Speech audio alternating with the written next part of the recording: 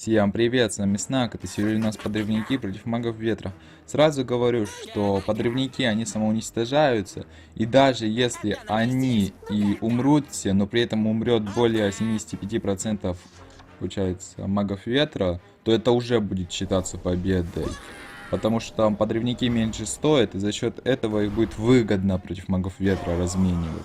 И как мы видим, это уже почти победа. И тут мы не видим, конечно, из-за тьмы. Но маг ветра последний, скорее всего, выжил, но это все равно считается победой.